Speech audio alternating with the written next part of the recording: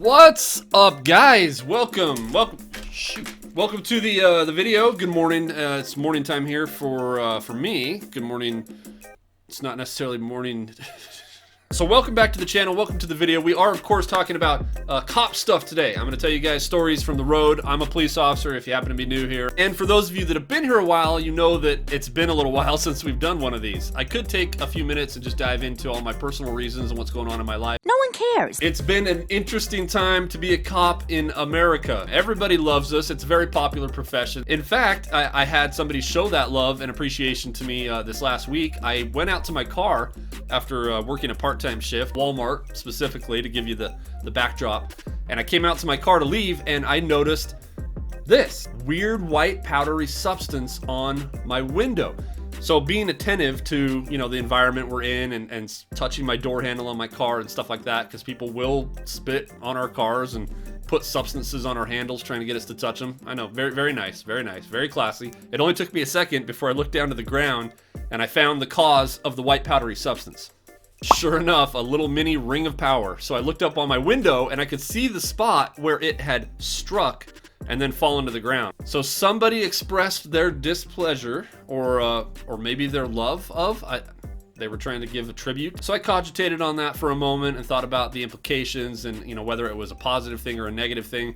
Ultimately, I ended up making it a positive thing because I'm not going to let a donut go to waste. So, you know, I looked around, made sure nobody was looking, and ate it, obviously. That's what I'm talking about. Okay, other stuff that we had this week, other calls. So I'm on our swing shift right now, just to give some context of the hours of the day that I work. So I come in usually in the afternoon. Leave just shortly after midnight. It's a busy time in our city. So I got dispatched the other day to a 911 hang-up call. These are calls that typically in our city don't lead to anything. It's a general area. They've traced the cell phone to a certain geographical area. Usually it's within a few meters. Sometimes it's bigger than that. But it's somebody that hung up on their phone, called 911, and we don't have any indication of why or what's going on. So we get sent out just to drive through the area, be there so that if somebody sees us and needs help, they can run out and, you know, get our attention. This one was right in the same area as a fire call. They were up there dinking around on an actual fire or something to that effect. I'm sure they were all morose and upset that they had to leave the couch and, you know, whatever Xbox game they were playing. But they were up there working on a fire. So I was sitting there working on my computer, adding some notes, getting ready to clear the call, looking at the available calls, deciding what I was going to go to next. I'm vlogging here. As I'm sitting there, a group of kids, looked like about maybe 13, 14-year-old boys, like a scout troop. In fact, that's what I thought it was. I thought it was a scout group walking up to my car because it's like 6 of them and their parents behind them. Big group, right? They're walking up to my window. I roll the window down to talk to them, thinking they, you know, want to ask a question about community involvement or some help getting a merit badge passed off or something. One of the kids acting as spokesman, looking really like downcast and nervous and whatever. He musters up all the courage that he can get and he says, "Officer, It was me! we're the ones that started the fire." Are you kidding me? They're just getting ready to leave. By the way, it wasn't a house or anything. This was a brush fire. It was a big bush, like all these bushes in front of a house and this big pine tree, legit pine tree, up in flames. They were the culprits. They said that they were doing fireworks, playing with illegal fireworks, bottle rockets, I think. They started the fire and then hurried and booked it out of there. I don't remember if they muscled up the courage to tell their parents. If I remember right, I don't think they did. I think they got caught in it. I think he just had some very alert, in-tune parents because they heard the sirens, they saw the smoke, and then they saw their kids run into the house, and I think they put 2 and 2 together and got a confession out of them. So I just called on the radio to dispatch and asked them to let the fire department know that the kids that started the fire were there. I got all their information because they were going to send a fire investigator or an arson investigator up to talk to them.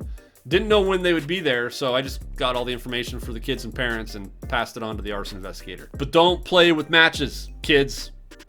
Or bottle rockets. This is what happens. You light Mrs. Jones's bush on fire and her tree. She could have had cats in there. Then we got sent on an assist for another agency. We get these all the time and they could be a variety of different things. It's another police department that wants our help for something because they don't want to drive up to our city and deal with it. We do the same thing for other cities. So they were looking for I think it was a 15-year-old kid that the mother that lived in their city was getting ready to report him as missing. But she suspected that he was at dad's house, which was in our city, and that he had a mental disability. I think he was I think he was autistic or something to that effect, and they were worried about him, but needed to know if he was there first before reporting him as actual missing. So we ran over there, knocked on the door. It took a minute, but a kid opened the door that kind of matched the description of the kid I was looking for and hurried and shut it. And I thought maybe he was putting a dog away or something like that and then come back to the door. People will do that. He never came back to the door. So I had a suspicion that this was the kid, but I kept knocking, hoping to get him back out. And maybe about 4 or 5 minutes later, he came back out and we talked. And this was the kid. He denied that he was the kid we were looking for. He was probably just nervous or worried he was in some kind of trouble. We couldn't get a straight answer out of him on anything, which was fine anyway. The whole point was they were worried about him, and here he was. So he was clearly okay. So I just called the officer back, told him what was going on so he could pass it on to the mom and they could do whatever. Following that call, we had a juvenile problem call. This one caught my interest because it was a report of a bunch of kids in an Audi SUV that were driving around throwing things at other people and other cars. So the guy was able to get the license plate of the car, and I ran it. Sure enough, it came back to a neighborhood in that area where he had reported this going on. And he told me, I called him to talk to him about this, and this wasn't apparently just an isolated thing. This has been going on for a few weeks. He had seen this same car with kids inside of it throwing apparently slices of cheese at people. All right, that's a new one. I hadn't heard of that before, but they were cheesing people and cars as they were driving around. And this was like the third time this guy had seen it. And he got a slice of cheese on his windshield from him and was just kind of tired of it. He wasn't mad or angry. He was just like, come on. It's a waste of good cheese. So I went to the house. Sure enough, the car was in the driveway. I knocked on the door. A big sister answered, a little confused as to why I was there. I asked to talk to mom and dad. Dad came out. I explained why I was there, and it's always fun to see the look on their face immediately when they know, they connect the dots, and they know who was responsible. So like he knew who was driving the car, and my spill to him, I wasn't angry or mad or trying to get the kid, in trouble or anything. My spill was just, you have a very nice car. I'm also an Audi owner, so I have an appreciation for the beauty of the German automobile. And if my kid were driving around in my Audi throwing things at people, I would want to know about it because it's only a matter of time before somebody throws something back or gets out and puts a tire iron or a bat to the car. So I was looking at it more from that angle that I knew Dad would want to know. And he definitely did. He was very, very happy to know. And you can tell when a parent has that look in their eye, you know a certain look when it's going to be dealt with. It's going to be handled appropriately and in a much better fashion or way than a speech from a police officer is going to accomplish. So he asked if I wanted him to come out and have me talk to him. And I told him, you know what? No, don't even worry about it. I have every confidence you're going to handle this. It's not going to be an issue anymore. And he assured me that it absolutely would not be an issue anymore. Good luck, kid. Hope it went okay, but don't waste cheese like that. After that, we had a drug paraphernalia call. This was a report of some kids that had found what they thought was a marijuana cigarette in a common area next to a grocery store. They wanted it properly disposed of. So I got to the area and it was a massive, massive big area of grass. A marijuana cigarette, like a needle in a haystack, right? I'm not going to find this thing. So I called the complainant. Turns out it was like another 14-year-old boy.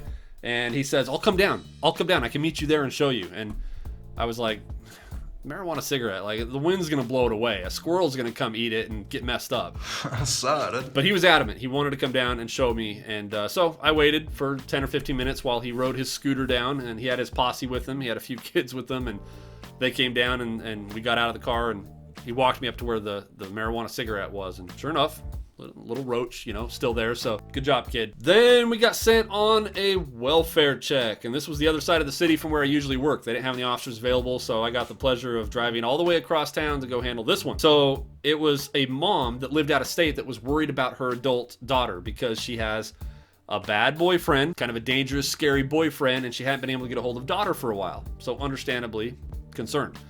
So we got there and we couldn't find a way to get into the apartment complex. It was one of these big, massive, huge structures, apartment complexes that it's like a state penitentiary once you're inside. You can't even find exits or how to get through gates. They're all locked up and secured by key card access. It's just a nightmare for first responders to get in and find apartments and do what we need to do. So she came out to talk to us. We let her know why we were there. And sure enough, there was a legitimate concern. She was worried about the ex-boyfriend. She had kicked him out, but she said he was a scary guy. So we talked with her for a few minutes about what she could do to protect herself and, you know, safety concerns and resources available. Turns out the reason she hadn't been able to talk to mom or her mom get a hold of her is she'd lost the SIM card to her phone.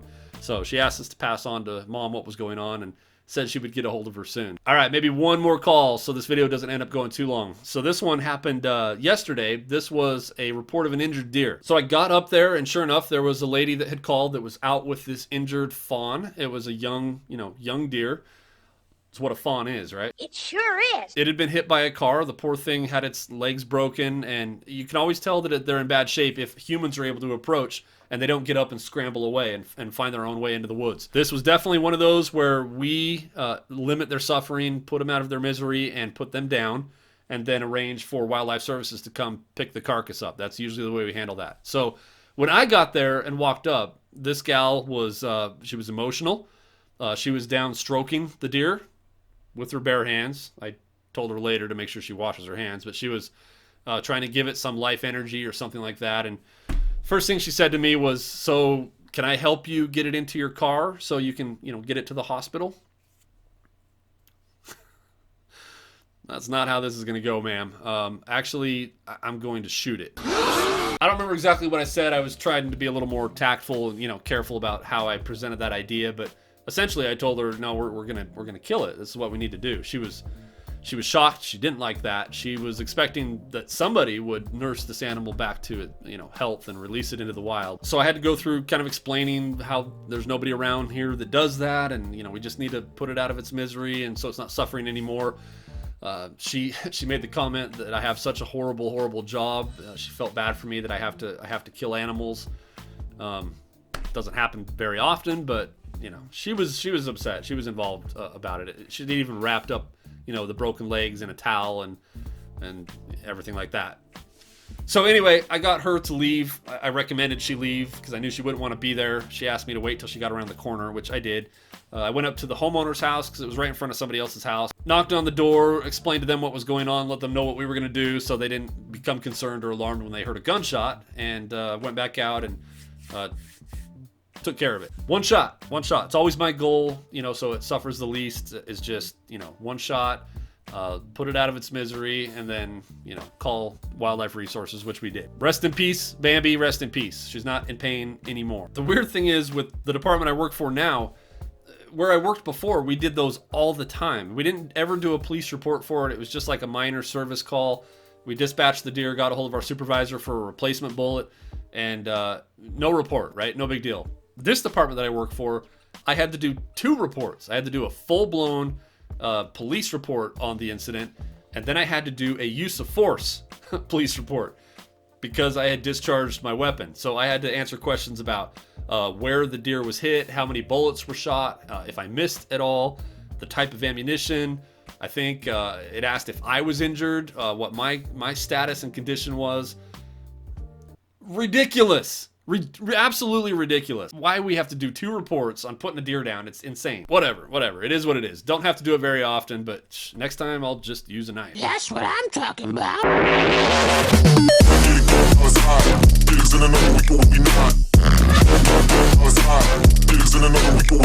No.